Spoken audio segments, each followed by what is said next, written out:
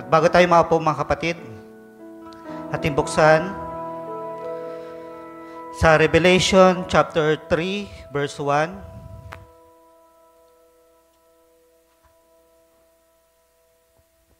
Tayo ay sa pag-aaral na sa Iglesia Sardis. At sa anghel ng Iglesia sa Sardis ay isulat mo. Ang mga bagay na ito ay sinasabi ng may 7 espiritu ng Diyos at may 7 bituin.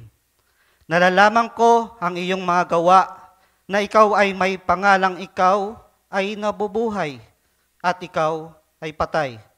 Magpuyat ka at pagtibayin mo ang mga bagay na natitira na malapit ng mamatay, sapagkat wala akong nasumpungang iyong mga gawang sakdal sa harapan ng aking Diyos. Ang Diyos nang magpagpala ng kanyang salita, sabihin natin amen. Tayo makakapo na mga kapatid. Muli isang pinagpalang umaga sa bawat isa at tayo patungo na sa mga huling bahagi na kung saan tayo ay dito na sa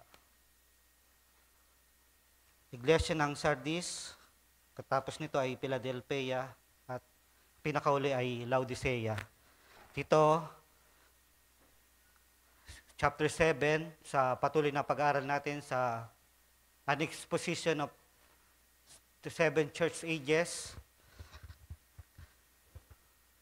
Ating muling basahin ang main verse natin. At sa anghel ng Iglesia sa Sardis ay sulat mo. Ang mga bagay nito ay sinasabi ng may 7 espiritu ng Diyos.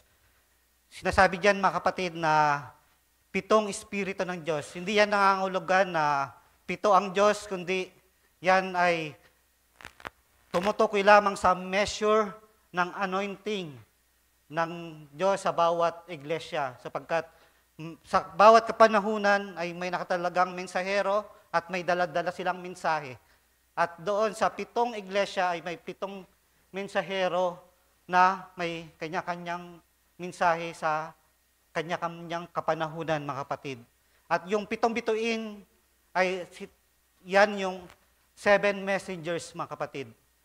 Nalalaman ko ang iyong mga gawa na ikaw ay may pangalang ikaw ay nabubuhay at ikaw ay patay. Mamaya makikita natin kung paanong napag-aralan natin na si Jezebel, mga kapatid, ang ina ng patutot, ay nagkaroon siya ng mga anak.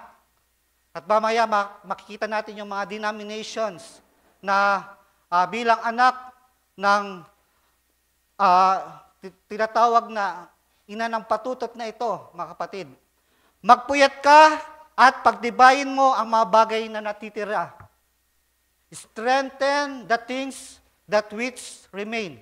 Mamaya, makikita natin kung paanong ang liwanag na ito ay paandap-andap na.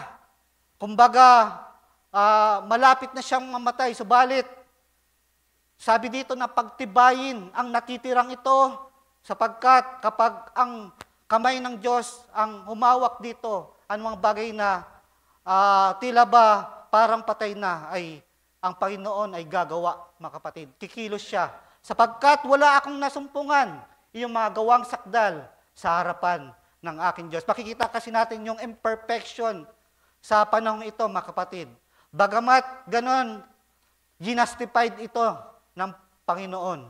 At makikita natin sa panahon na ito ang mga pangyayari, mga kapatid.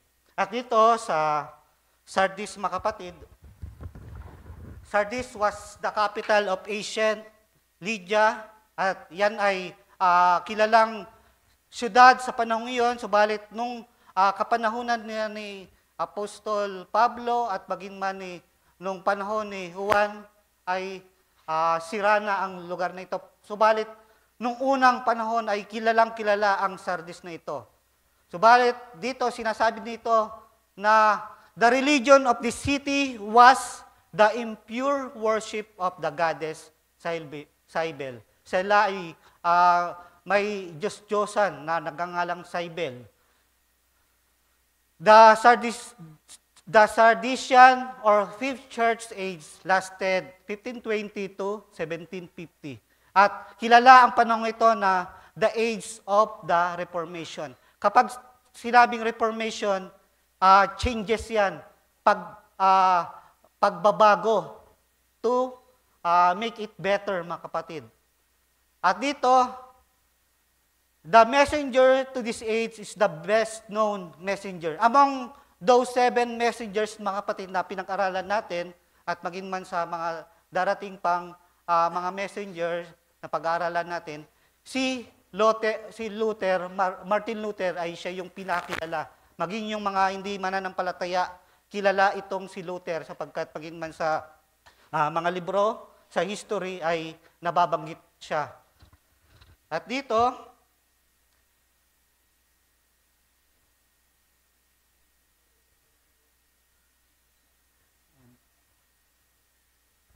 binanggit ulit, messenger, si Martin Luther, at makikita dito, ang pinaka-teaching niya ay, the just shall live by faith. At yun nga, yung justification. At kilalang-kilala, mga kapatid, yung 95th thesis, na may 95 thesis kasi siya na napuna ng mga kamalian ng Iglesia Katolika, mga kapatid. At titingnan natin yan mamaya. At sa pag-aaral natin, dito mga kapatid, the early Christian church ay, alam natin, sa panahon ng pananakop, naging tanyag ang Roman Empire, mga kapatid. Napakalawak ng lupain na sakop nito. Mula Turkey hanggang Portugal, mga kapatid. At sakop nito yung lahat ng kabuuan ng Mediterranean Sea, kung makikita nyo sa mapa. At sa panahon na yon ay nahati yun sa west, at east, mga kapatid, sa silangan at kanluran. At sa panahon ni Constantine, napag-isa niya ito, mga kapatid, nang natalo niya si Silenius, mga kapatid. Si Lysanius, mga kapatid, nang makuha niya yung pinaka-east part, silangan, napag-isa niya. At alam natin, noong 325 AD, yung Nicene Council, mga kapatid, na buo, mga kapatid, ang pagkakaisa at nagkaroon ng doktrina na Trinity. At pagkatapos ng maraming taon na pagkamatay ni Constantine, ay nahati muli sa dalawa, mga kapatid, sa Roman Catholicism at Eastern Orthodoxy. Yung mga sa East Orthodox, hindi nila kinikilala yung kapangyarihan ng papacy, mga kapatid. At mayroon mga paniniwala din sila na iba sa Roman Catholicism, kaya sila ay humiwalay. At sa mahabang panahon, mga kapatid, nahati lamang yan sa dalawa. Subalit nung dumating itong si Martin Luther, nandun na pa, mga kapatid, siya yung kauna-unahan na humiwalay, mga kapatid. Siya ay nagprotesta. Actually, ang term na Protestant, yan ay derogatory term. Yan ay term na pangbababa sa mga tao sapagkat tinatawag na heresy. Yung mga tao, yung mga pinuno noon na lumalaban sa Iglesia Katolika. At dito makikita natin yung paghiwalay niyan mula sa Roman Catholicism at dito sa Protestantism. At nagkaroon pa yan ng mga branches. At yung 3 main branches dyan ay Lutheranism, Anglicanism, at yung Calvinism. At makikita nyo yung kanya iba't ibang sangay, yung branches. At nakikita dito na parami ng parami yung denomination. Kaya nga tinawag na denominations. Dumami ng dumami, nanganak ng nanganak. Yan yung nabanggit sa Revelation na yung ina ng patutot ay nagkaroon ng mga anak. At dito, makikita kasi natin na nung ikasal, mga kapatid, yung estado sa religion ay nandun na. Yan yung ayaw sana ng Panginoon na mangyari na yung pag-aasawa ng iglesia sa religion, sapagkat sa Nicolaitanism, yung pagkakaroon ng politika sa loob ng iglesia, mga kapatid, ay nagdudulot, mga kapatid, ng mga maling bagay. At dito, ang bawat isa sa pinaka-mali na nangyari, mga kapatid, bagamat si Martin Luther ay humiwalay, hindi niya naalis, mga kapatid, na yung state church kung saan yung bagay na yon ay nagpatuloy, mga kapatid. Sapagkat para magpatuloy itong si Martin sa kanyang pag-aalsa, kailangan suportahan siya ng Estado.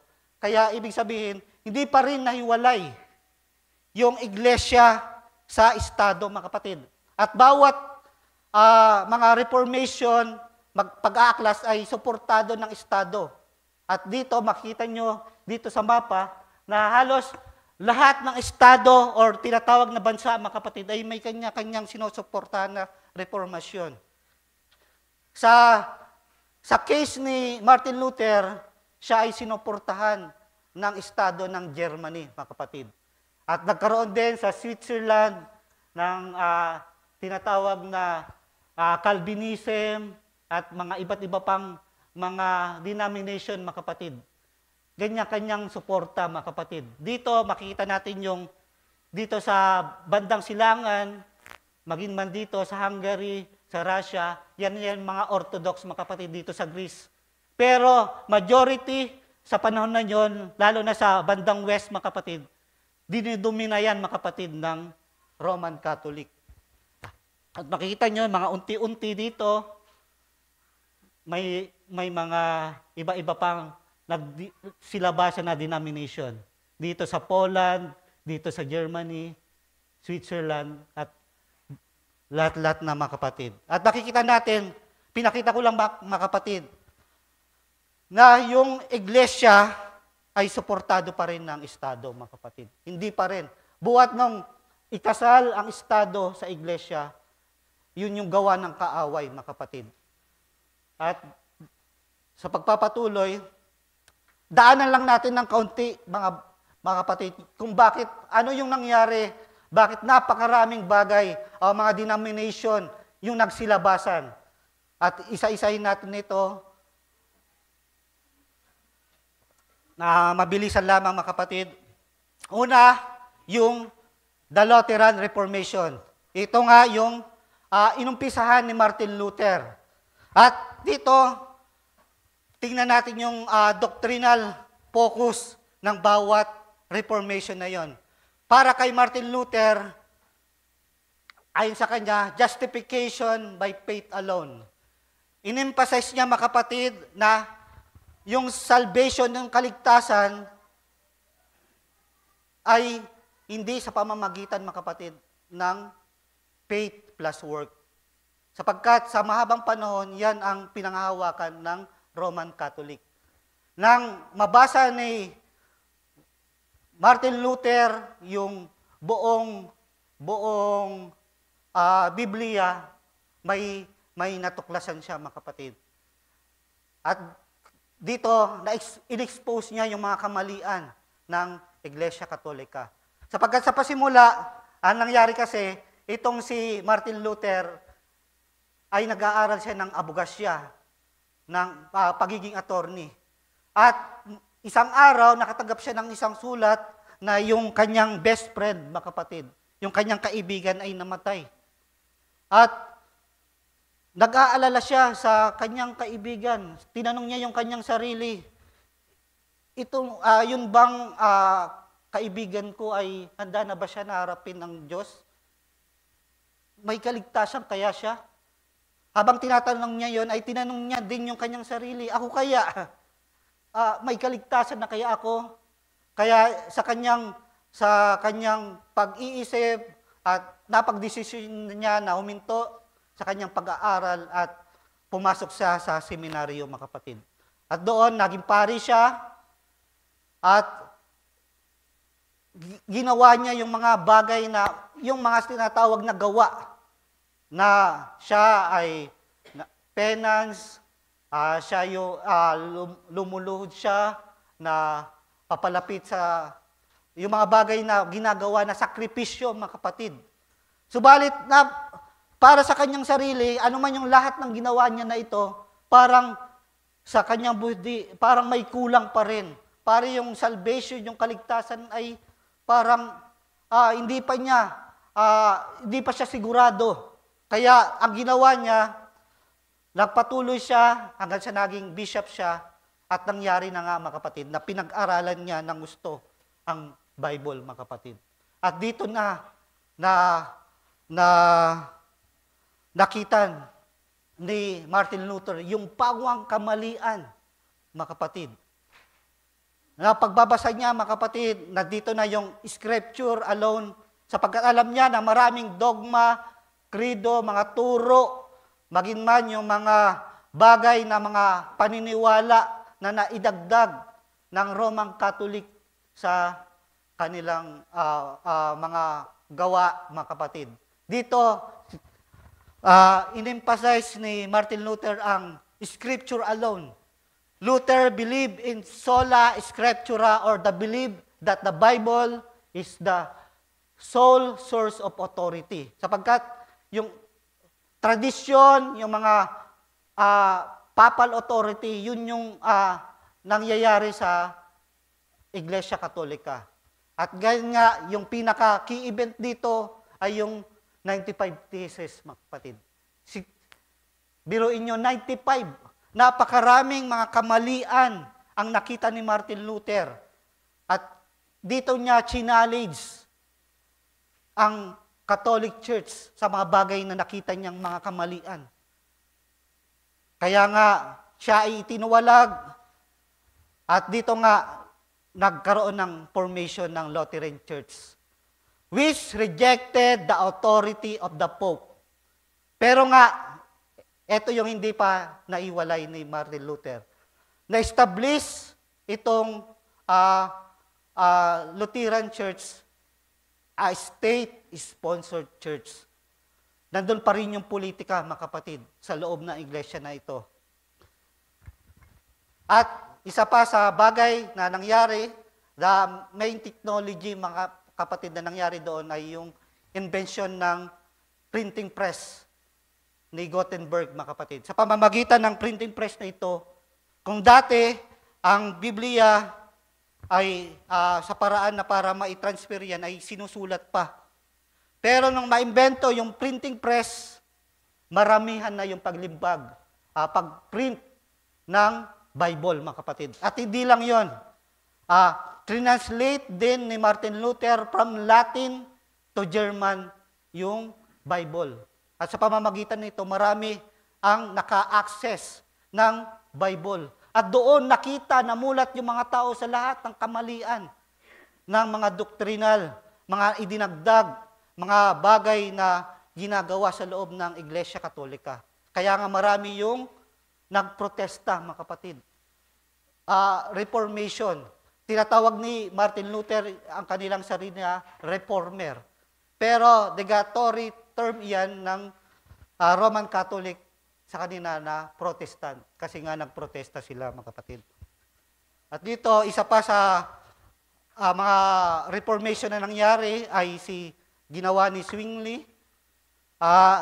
About naman sa kanya, ay naging more radical approach. Kapag sinabing radical, yan, mga kapatid, ay inaaral yan ng gusto para makita kung ano yung root, yung pinaka-ugat ng paniniwala na yon. At may nakita si Zwingli na mga mas iba pang approach na mas mga gawain ng Roman Catholic na talagang mali. He focused on scriptural authority, rejecting many traditional Catholic practices. Yun nga, napakaraming practices itong Catholic Church na pawang mali, mga kapatid. Including the use of images in worship. Yan yung mga Diyos-Diyosan, mga rebulto, the veneration of saints, yung pagtatalaga nila kung sino yung mga magiging santo, and the sacrificial view of Eucharist. Maging man yung tinatawag na communion, kung saan nagsisimbolize ng body of Christ. Di ba, yung dugo sa alak, yung tinapay sa ostya, yan ay tinutuligsa ng Zwinglian Reformation. At dito, binuo yan ni Zwingli sa Zurich, Switzerland. At yung impact nito, nagkaroon ng more radical. Kumbaga, talagang pinag-aaralan nila yung mga pawang kamalian ng Iglesia Katolika. But maging man, yung pagkakaiba ng Eucharist, maging man pala yung mga Lutheran, mga kapatid, ay naniniwala sa Eucharist, mga kapatid. At isa pa ay yung mga Anabaptist naman. Kung radikal ang Zwingli kaysa Lutheran, ito namang Anabaptist, mas radikal pa sila, mga kapatid. Doctrine of sola scriptura to the extreme. Dinala nito sa mas malalim pa na pag-aaral para makita yung mga kamalian. Rejecting both infant baptism. Dito na nakita ng mga Anabaptist yung about sa baptism ng mga bata. Sinabi na paanong ang walang muwang na bata ay binabautismuhan na kagad. Rineject nila yung bagay nito at maging man yung state church system. Para sa kanila, kailangang hiwalay ang iglesia sa estado, mga kapatid. At dito nga, nagkaroon ng separation from the world. Kumbaga, tinitingnan ng Anabaptist na yun yung tama, na iwalay ang distinction from state at ng iglesia, mga kapatid. Pero sa paggawa nila nito, mga kapatid, sila ay pinersecute, mga kapatid. Maraming mga tao na kabilang dito sa Anabaptist na pinagpapatay, mga kapatid. At nagkaroon nga ng giyera sa panahon na yon. Yun nga yung isa sa nabanggit sa libro, sa Exposition of Church Ages na nakita ni Brother Branham na isa sa kamalian na nagawa. Bagamat nagawa ni Luther. Bagamat humiwalay siya sa Roman Catholicism, pero yung church state, mga kapatid, ay hindi iyon di nahiwalay doon si Luther. At sa pamamagitan noon ay nagkaroon ng mga pag-aalsa dahil sa division ay nagbunga ito ng digmaan, mga kapatid. At sa digmaan na ngayon na 30 years wars, mga kapatid, halos 4.5 to 8 million, mga kapatid, ang namatay, mga kapatid. Majority sa Germany dahil sa digmaan na yon. Yon ay lalabanan sa pagitan ng Roman Catholic at mga denomination. Can you imagine that, mga kapatid? Sa pamamagitan ng religion, mga kapatid, ay nagkaroon ng digmaan at marami yung namatay, mga kapatid. At dito, isa pa ay yung Calvinism Reformation. Ito naman ay sa pangunguna ni John Calvin at yung doctrinal focus niya ay about naman sa sovereignty of God and the doctrine of predestination.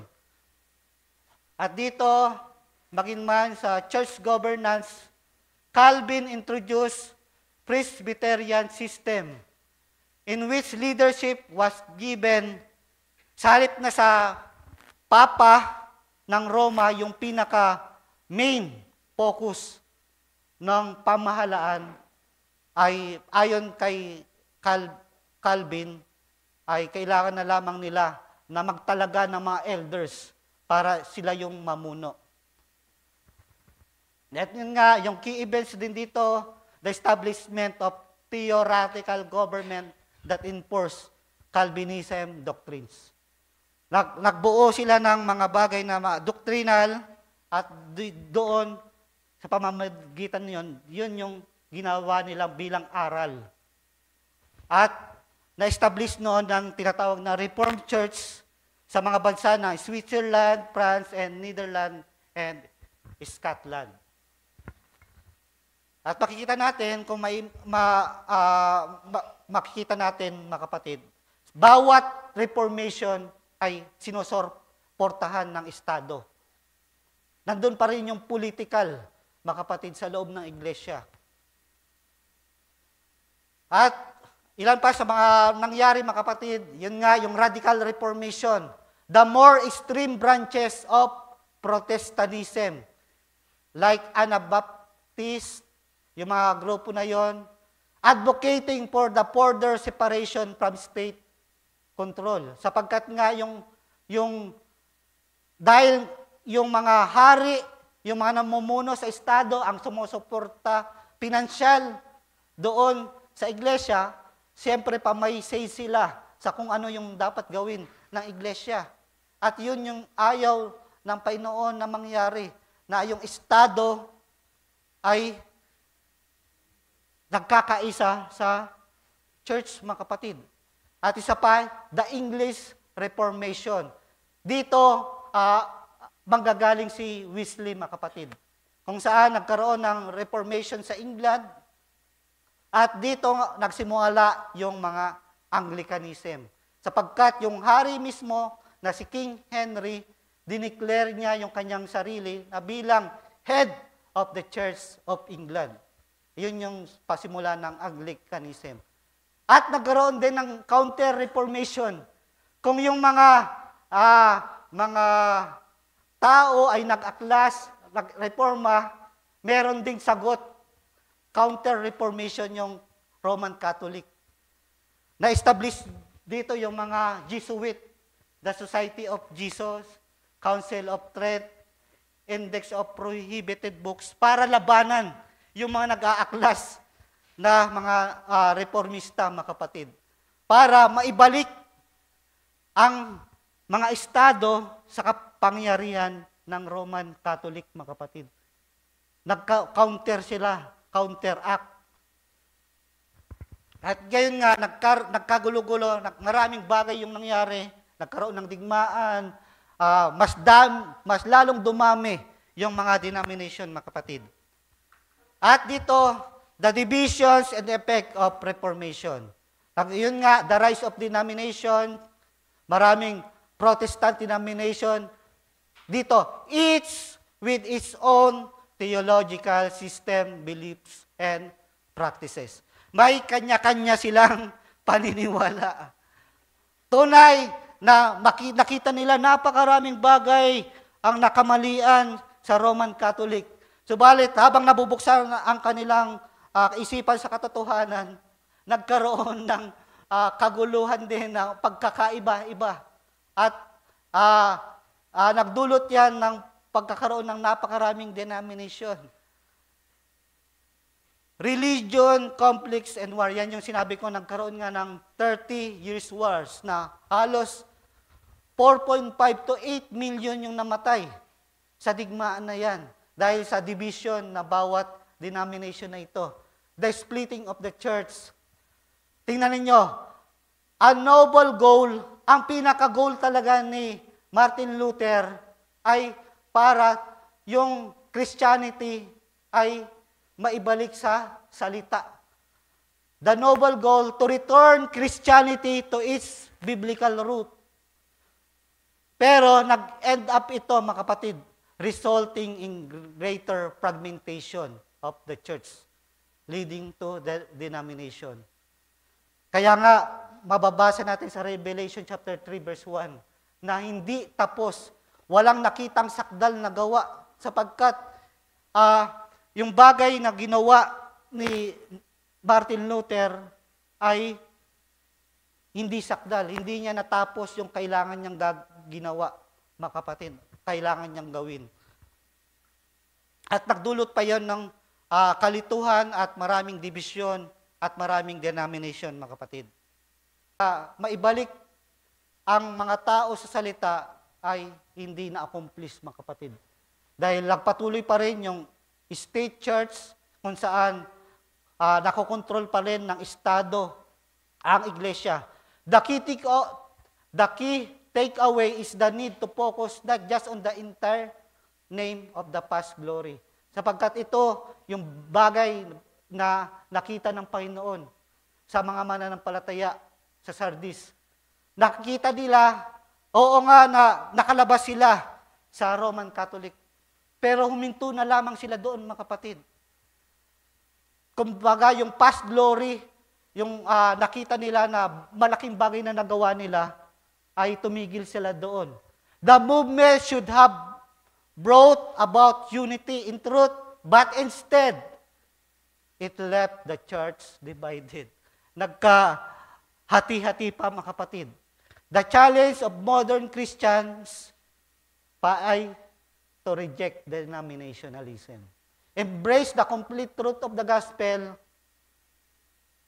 and seek to live in the fullness of God's revelation in the last. Ayun nga, mga kapatid, bababanggit ni Brother Branham kung saan nagkulang ang iglesia ng Sardis, mga kapatid. At tingnan natin yung Martin Luther's 95 Theses. Daanan lang ito para magkaroon tayo ng ideya. Sapagkat yung 95, napakarami niyan, mga kapatid. Ano yung mga kamalian na yan? At tila ba napakarami. At sa pamamagitan ng ChatGPT, mga kapatid, ay tinanong ko lang kung yung mga pinaka-10 best common na kung ano yung lista na titingnan natin. Kumuha lang ako ng 10 sapagkat yung 95 theses na original na naisulat na in Latin nung mai-translate yan sa English ay napakalalim ng pagka-English, mga kapatid. At dito, common term ko lang sa ChatGPT dito. Una, salvation comes through faith alone. Yan yung pinaka-main ni Martin Luther. Ang kaligtasan ay sa pamamagitan ng pananampalataya, liban sa gawa, mga kapatid. Sapagkat nakita nga ni Martin Luther, yung penance, yung mga ginagawa niya, nagawa para sa tingin ng Diyos ay maging righteous siya. Pero sa bandang uli, na nakita niya sa kanyang sarili, parang may kulang. Kahit ano pang gawin ko, parang tila ba hindi sasapat sa righteousness ng Panginoon. Kaya nga doon ay nagtatanong siya sa kanyang sarili, ligtas ba ako? Habang nabasa niya yung aklat ng Romans, Galatians, at Hebreo, doon niya, mga kapatid, nakita yung salvation comes through faith alone, mga kapatid. Dito niya yung challenge, yung teaching. Sapagkat yung kaligtasan para sa Roman Catholic, kailangan mo pa ng indulgence. Gawayan, mga kapatid. Kailangan mo pang gumawa ng mabuti para sigurado ka na may kaligtasan ka. Yun nga, naabuso yung indulgence na yon at na-convert pa ng Roman Catholic na kailangan mong magbayad para sa iyong kaligtasan. At yun yung mariin na tinututulan ni Martin Luther. At ang pangalawa, repentance cannot be bought. Yun nga, hindi nga nabibili, mga kapatid. Doon sa thesis number 27, Luther argued that true repentance is not something that can be bought. Sapagkat yung pagsisisi, yung pananampalataya, hindi yan yung bagay na nabibili. Kung saan yun yung ginagawa ng Roman Catholic. The Catholic Church has been selling indulgences. Ibinebenta pa nila ito sa mga mayayamang tao. At yung mga mayayamang tao, para sa kanila, kailangan lamang nilang magkaroon ng pera para yung kaligtasan nila at mapunta sila sa langit, ay bibilhin, mga kapatid. At yun, yung mga bagay na kamalian. Dito, repentance is a heartfelt decision to turn away from sin and not a financial exchange. At dito, pangatlo, the Pope has no power to pardon sins beyond God's authority. Nakita ni Luther yung about sa pangkukumpisal sa Iglesia Katolika, kung saan yung mga tao sa iglesia na ito ay kinukumpisal nila yung kasalanan sa Pope. At itong Pope naman, para bang siya yung nagpapatawad sa mga kasalanan ng mga nagkukumpisal. Luther challenged the idea that the Pope could forgive sins. He argued that only God has the authority to forgive sins. At yun nga yung key message dito, only God has the power to forgive sins and no human authority can replace that. Sapagkat tila ba yung kapangyarihan na mayroon itong Papa na ito ay parang nagiging Diyos na siya. May kakayahan siya magpatawad ng kasalanan. Siya ay kinikilalang pinakamataas na kung saan marami siyang sakop na maging mga hari ng mga bansa ay kontrolado niya, mga kapatid. Nang ganoon yung kapangyarihan na mayroon ang Papa na ito. At iyan yung isa sa tinaligsa ni Luther. Number 4, the Bible is the final authority. Yun nga, sola scriptura. Na kailangan ang pinaka-authority ay ang salita ng Diyos. Subalit dahil sa maraming idinagdag na dogma, krido, tradisyon, mga paniniwala, at maging man yung mga turo na mga Diyos-Diyosan na galing pa sa mga paniniwala ng mga ninuno nila ay nailagay pa nila sa Roman Catholicism, mga kapatid. Kaya nga, dito, the Bible is the ultimate guide for Christian and it holds the final authority over all tradition.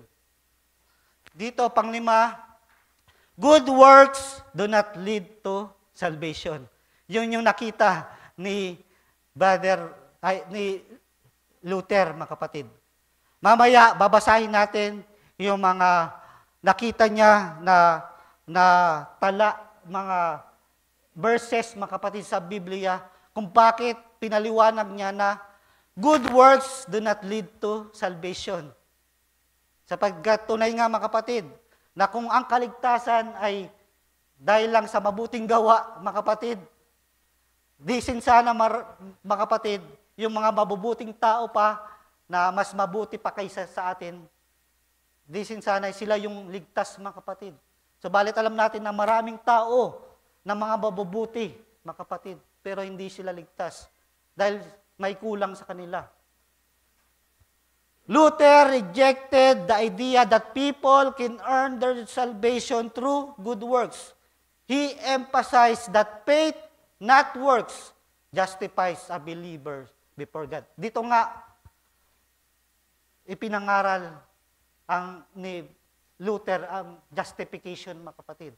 At pang-anim, the church should focus on teaching and preaching the gospel. Sapagkat sa bawat misa, yung mas pinapriority, mas idinidiin ng panahon na yon ng mga pari, ay ang about sa indulgences, mga kapatid. Para magkaroon sila ng mas maraming budget. Yun yung nasalip sana na sabi ni Luther, kailangan mag-focus tayo sa salita ng Diyos, sa Biblia, hindi yung mga bagay na yan.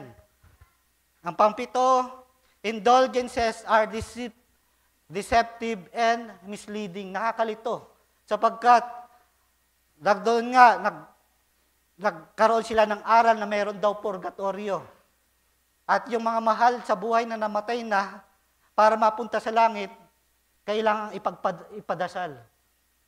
At para gawin yan, yung mga nabubuhay pa, kailangan nilang magbayad para ipanalangin yung mga mahal nila sa buhay na nasa purgatorio.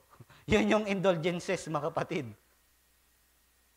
Yun yung misleading yan at nagkaroon ng false hope, mga kapatid. Mga maling pag-asa na akala ng mga tao noon na yung kaligtasan ay nabibili, mga kapatid.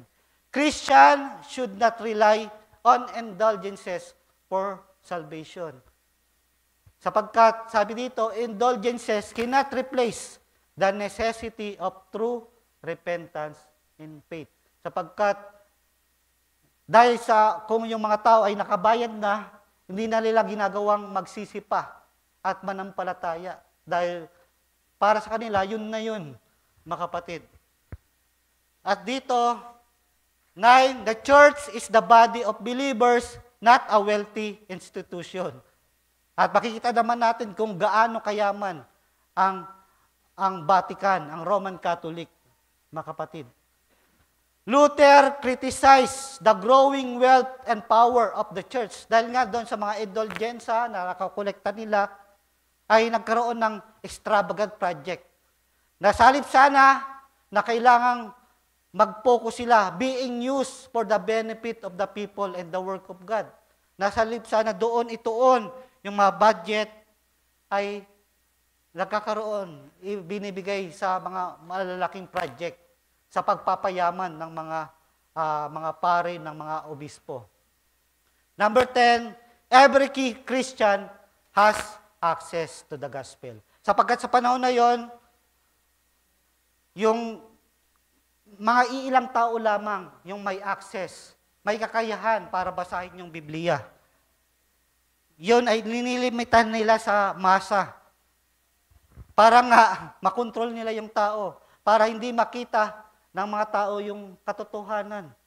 At doon sa panahon na yon, nang mamulat itong si Luther, nakita niya yung bawang kamalian.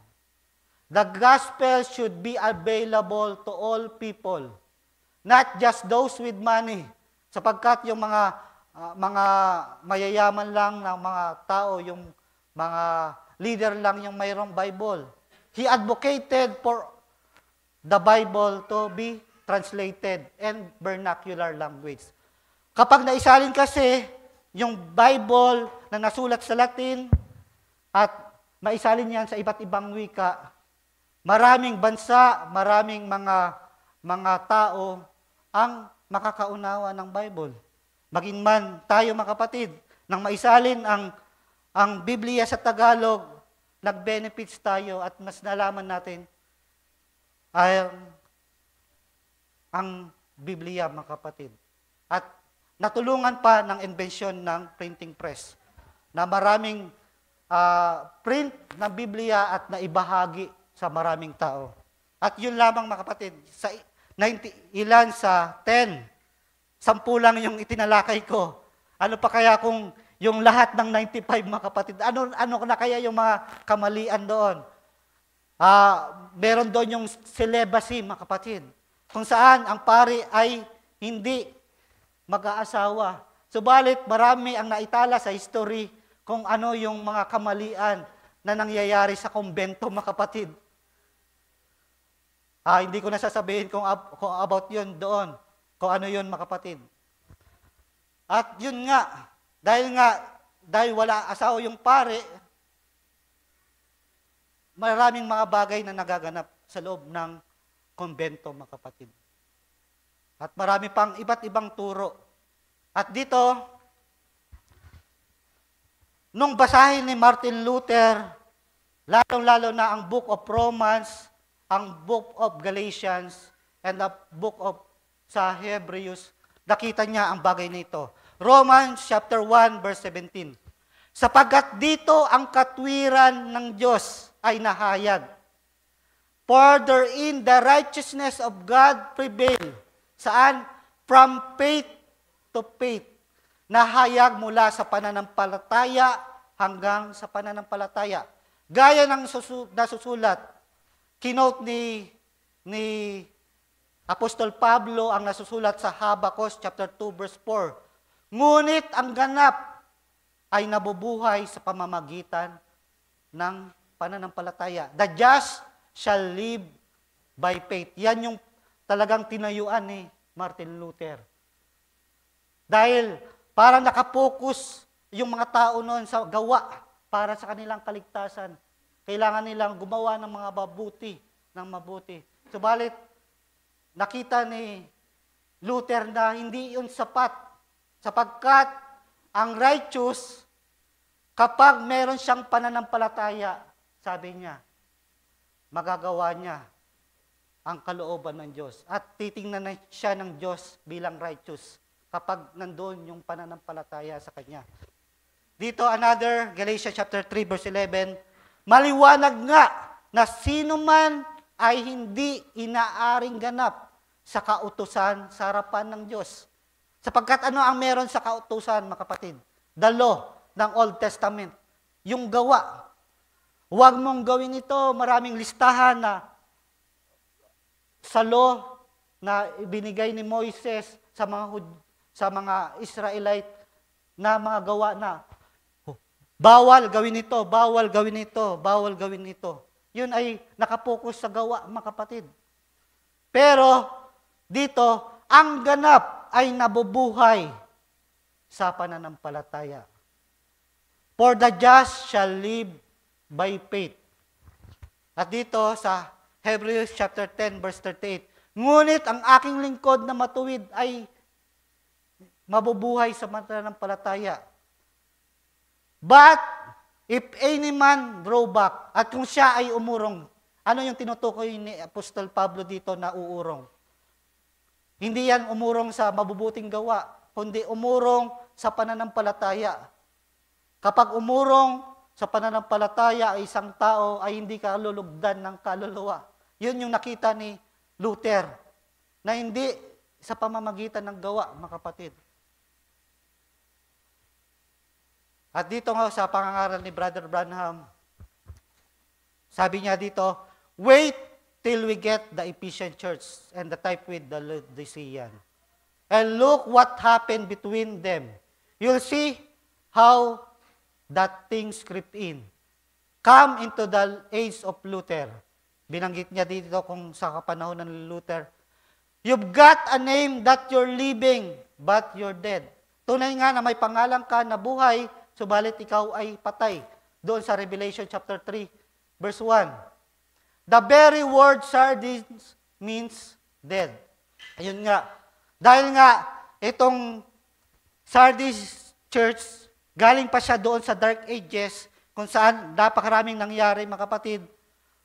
Pinagpapatay yung mga mananampalataya, maraming bagay yung nangyari, nagkaisa yung estado at yung iglesia, at tila ba yung iglesia ay parang namamatay na, unti-unting namamatay na, mga kapatid.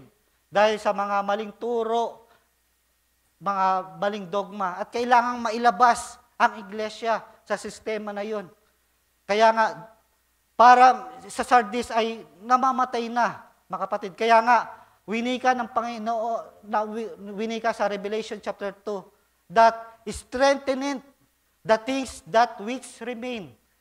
Yung mga bagay na natitira, kailangang palakasin, mga kapatid. Sapagkat alam natin, katulad nung na ipangaral, Bible study nung nakaraan, mga kapatid. Kapag ang isang bagay ay nahawakan ng Diyos, gaano pa yan kakaunti, mga kapatid? Yung blessing, mga kapatid, ay gagawa, mga kapatid. At dito, bagamat paandap-andap na yung liwanag sa panahong ito, ay nagawa ng Panginoon na mailabas ang iglesia sa sistema ng Roman Catholic, mga kapatid. Then, when they had the Nicene Council, yun nga yung Trinity, and they had abolished the name and made three gods out of it. Dahil nga, inalis yung pangalan na kailangan ang pagbautismo ay sa pangalan ng Panginoong Hesukristo, inalis nila ang pangalan ng ating Panginoon. At pinalitan ang pagbautismo sa ngalan ng Ama, ng Anak, at ng Espiritu Santo. Wala yung pangalan, title lang yun, mga kapatid. Subalit, yan ang ginawa ng Roman Catholicism, mga kapatid. The Holy Spirit had left altogether but just a very few during this age. may natitira pa mga kapatid na iilan. Like Elijah. Ginawang example ni Brother Branham itong si Elijah sapagkat may tinatawag na Elijah complex. Na kung saan si Jezebel ay hinahabol para patayin itong si Elijah. At anong sabi ni Elijah sa Book of Kings? Ako na lamang yung natitira. Lahat ng mga propeta ay pinagpapatay na. At yun yung sabi niya. Pero anong sabi ng Panginoon? Meron pa akong itinira. Diba? Meron. Kaya sabi nga ni Brother Branham, huwag sana tayo humantong na isipin natin na tayo na lamang yung tama. Tayo na lamang sa iglesia nito yung tama. Sapagkat maaring hiyain tayo ng Diyos at babangon siya ng kalupunan ng tao para ipakita sa iyo na meron pa, na meron pa siyang binangon na mga mananampalataya na sumasampalataya, mga kapatid. Sabi dito, Lord, they have killed all your prophets. They have done everything and I'm alone. I'm the only one that escaped. Kaya nga isa sa pinaka-meaning ng Sardis ay the escape one, mga kapatid.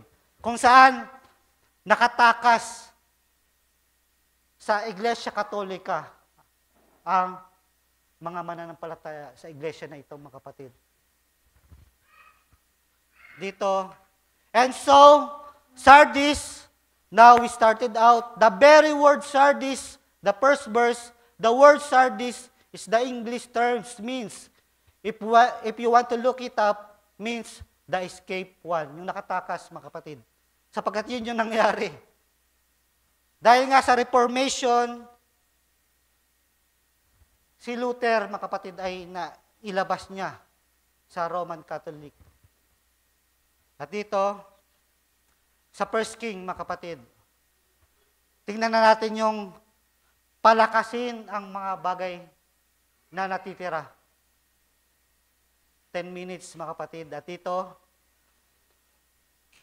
tiningnan lang man dito, mga kapatid, kung ano yung bagay na parang nabanggit sa Revelation chapter 2 verse 1 na hindi sakdal, mga kapatid. Sapagkat sa panahon na yon, sinabi na imperfect, mga kapatid. Tunay nga na hindi kasi sapat na tumigil lamang sila sa justification, mga kapatid. Ano yung bagay na paandap-andap na kailangang palakasin, mga kapatid? Katulad dito sa 1 King chapter 17 verse 11. Gaano pa yan kakakaunti, mga kapatid, kapag ang kamay ng Diyos ang kumilos, mga kapatid, kailangan magagawa ng paraan ng Diyos na magpatuloy na kumilos sa iglesia, mga kapatid. Kaya nga, binantayan niya ng Panginoon sa bawat panahon, mga kapatid. At dito, i-example natin yung nangyari sa Sarephat woman, mga kapatid. Kung nang si Elijah, mga kapatid, ay sa panahon niya, nagkaroon ng tagutom, habang siya ay tumatakas kay Jezebel, dahil nga sa tagutom ay kulang na kulang yung mga pagkain nila. At ano yung bagay, mga kapatid, makikita natin dito? Bagamat sa panahon na yon, maraming tao, mga kapatid, na pwedeng lapitan nitong ni Elijah, pero bakit doon pa siya sa isang babae na kakaunti na lamang yung bagay na meron siya? Sabi nga niya, nung hinihingi siya ng yung kakaunting trigo, ito na lamang yung meron kami. Pag kinain namin ito, baka kinabukasan patay na kami. Pero, ano ang sabi ni Elijah? Huwag kang matakot, yumaon ka. Diba? Pinakita ng Panginoon na gaano man, kakaunti na lamang, mga kapatid. Tila ba parang wala ka ng pag-asa, katulad ng nangyari dito sa Sardis, mga kapatid. Kakaunti na lamang. Tinatawag nga sila ng patay na, pero sabi no, palakasin yung natitira pa. Sabi dito, huwag kang matakot, yumaon ka. sumampalataya ka sapagkat ang Diyos ay may magagawa.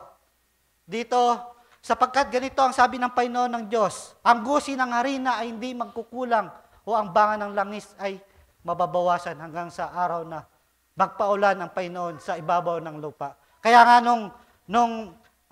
yung Bible study, mga kapatid, about doon sa kung ano ang hawakan ng Panginoon ay labis ako na blessed doon, mga kapatid. Sapagkat alam natin na kung gaano man niyang kakaunti, mga kapatid, kapag ang Diyos na ang humawak dyan, mga kapatid. Yung blessing, yan ay sasagana, mga kapatid. At nagawa dito na ipakita ng woman sa Sarephat nung sumampalataya siya. Bagamat yun na lamang yung natitira, mga kapatid, ay nang hawakan ng Panginoon, ay nagpatuloy at mas pinagpala pa, mga kapatid. At kulang na ako ng oras, mga kapatid. Judges chapter 20 verse 17. Ito yung panahon, mga kapatid, na kung saan ikikwento ko na lamang nagkaroon ng labanan sa pagitan ng mga Benjaminita sa ibang lipi, the remaining 11 tribe, mga kapatid. Dahil nangyari kasi na may isang Libita at may concubine siya na nung mapunta sila sa lugar na yon, mga kapatid, ay pinagsamantalahan yung babae. At nung nagawa ng Libita na ito, para makita niya yung simpatsya ng mga tao, pinagpuputol-putol niya sa 12 yung buto. At dito nga, nagkaroon ng digmaan yan, mga kapatid. At dito, sino ang unang aahon sa amin upang makipagbaka laban sa anak ni Benjamin? Pinakita lamang dito na ang mga bayan ng Israel ay lumapit sa Diyos para tanungin ang Diyos kung ano yung dapat gawin. At dito, sinabi diyan na kailangang paunahin sa labanan ang lipi ni Huda. At nung doon na sa digmaan, mga kapatid, 22,000 lalaki ang nabuwal. 22,000, mga kapatid, yung namatay. Subalit ganon ay hindi sila nawalan ng loob. Di sila pinanghinaan ng loob. Bumalik ulit sila sa Diyos at tinanong ulit kung pagpapatuloy. At dito ay, yun nga, pangalawang digmaan, 18,000 ulit yung namatay. Pero doon sa pangatlo, mga kapatid, may verse doon na they encourage themselves, mga kapatid. Pinalakas nila ang bawat isa, mga kapatid. At yun nga, yung binasa sa Revelation chapter 3, verse 2, mga kapatid. Strengthening the things that which remain, mga kapatid. Tunay nga, mga kapatid, nakalakasan natin sa bawat isa, ang isa't isa, mga kapatid. Marami, tunay na maaari nating palalahanan yung mga nag-backslide, pero yung pinaka dapat talagang priority, yung mga talagang nananatili, mga kapatid. Yun yung kailangan palakasin, mga kapatid. Sapagkat bumarito pa lamang tayo sa bahay-sambahan ay maging kalakasan na. Kami na mga tumatayo dito na makita na nandiyan kayo na nakikinig, ay kalakasan na, mga kapatid. Maging kalakasan tayo sa bawat isa, mga kapatid. Sabi dito, now be careful and get this thing.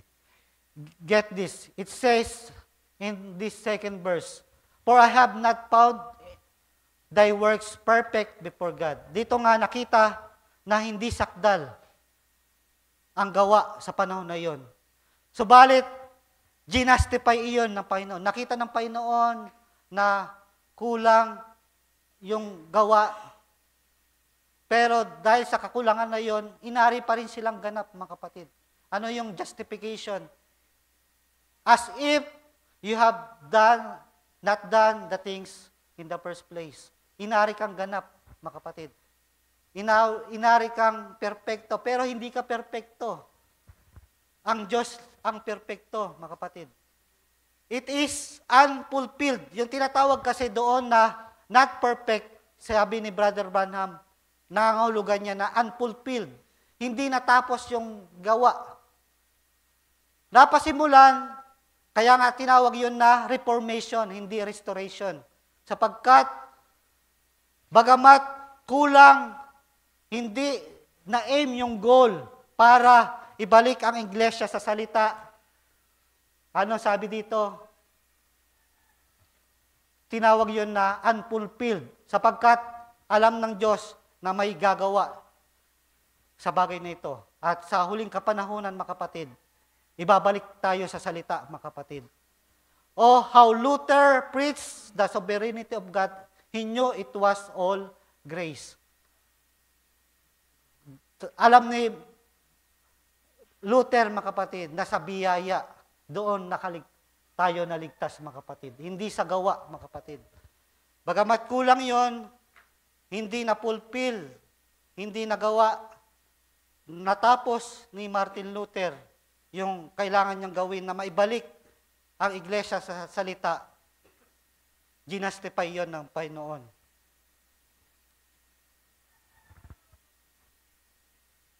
Sabi nga dito, Luther, you are going to start things. Papasimulan lamang yung bagay. Hihiwalay ka sa Iglesia Katolika, pero hanggang doon lang yung nagawa niya. But your age will see it all unfulfilled. Hindi natapos. He knows, pero alam ng Panginoon na darating ang huling kapanahunan kung saan mapopulfill yung bagay na ito. God knows them that are His and He has His way. At hindi ko na ma-elaborate ng mas kulang na ako ng oras at huling. The bride isn't perfect, but the bridegroom is perfect. Yun ang ating tandaan, mga kapatid. Bagamat kulang nga, nakita mababasa sa Revelation chapter 3 verse 2, mga kapatid. Nalalaman ko ang iyong gawa at ang iyong pagpapagal at pagtitiis at hindi mo matiis. Chapter 3, verse 2. Magpuyat ka at pagtibayin mo ang mga bagay na natitira na malapit ng mamatay, sapagkat wala akong nasumpungan ang iyong mga gawang sakdal. For I have not found thy works perfect before God. Hindi nga perfect, mga kapatid. Nakita ng Panginoon yung kakulangan, mga kapatid. Ginastified sila sa bagay na yon. Sapagkat tunay, sa panahon ni Luther, ay hindi nga talaga perfect, sapagkat itong si Luther, mga kapatid, Trinitarian siya, mga kapatid. Pero ginastified yon ng Panginoon. Yung mensahe sa panahon na yon ay sabi ko nga, yung measure sa panahon yun ay hanggang doon lang. Pero, magandang bagay, mga kapatid, na hindi doon lang huminto ang gawa ng Panginoon. Nagpatuloy, mga kapatid, sa Philadelphia at doon dito sa panahon natin, sa Laodicea, mga kapatid. Bagamat hindi perfect, pero alam natin na ang ating Panginoong Jesus, yung perfect. Siya yung gagawa, mga kapatid. At nawa, mga kapatid, ay minadali ko na lamang at kulang na ako ng oras. Tayo tumayo, mga kapatid. At may dalawa na lamang na natitira. Sapagkat nga yung justification, hanggang doon lamang yung nakita ni Luther. Sapagkat makikita pa ni Wesley sa sunod na iglesia ang sanctification. At hanggang sa panahon natin kailangan, mga kapatid, ang baptism of the Holy Spirit, mga kapatid. Ayun nga, bagamat nakita na ang imperfection sa panahon na yon, mga kapatid, na justified. At pinangaral ni Luther na the just shall live by faith. At doon siya nakapokus, mga kapatid. Nawa, bagamat doon huminto lang, pero yan ay nagpapatuloy, mga kapatid.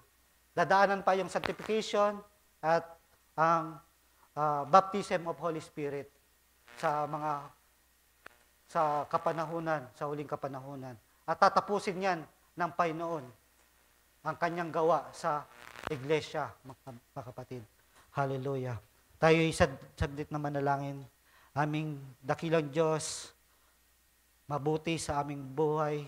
Tunay nga, Panginoon, na sa aming pag-aaral na ito, nakita namin ang iyong mga gawa na nakalipas. Bagamat may mga bagay, mga kapatid, mga sa amin na mga kapatid na nakita namin na ang history na ito, kung saan ang iglesia ay dumaan sa iba't ibang kapanahunan, nakita ng mga kapatiran Panginoon namin ng iyong gawa. Bagamat sa panahon ng Sardis, Panginoon, ay nakita na patay na, Panginoon, at umaandap-andap na lamang yung liwanag. Nagawa na maitakas, Panginoon, at mailabas sa ina ng patutot at maging man sa denomination, Panginoon. Alam namin, mga bagay na ito, na makita namin ang iyong gawa na nagpapatuloy hanggang sa panahon namin, Panginoon. Alam namin na ikaw ang gagawa, ikaw ang magpapatuloy, at ikaw ang tatapos.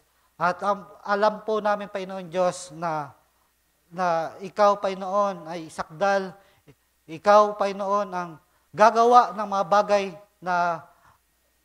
bagay na ito ayon sa iyong sakdal na kalooban. Kami patuloy na sumasampalataya at alam namin na bilang pinili, bilang hinirang, bilang bride sa panahong ito, Panginoon, alam po namin, aming pinagkakatiwala sa iyo ang lahat. Ito ay aming hiling, ito ay aming dalangin. Binabalik sa iyo ang pinakamataas na papuri, pasalamat, pagdakila sa tayong pangalan ng aming Panginoong Hesus Kristo. Amen. Ating palakpakan natin, Panginoon.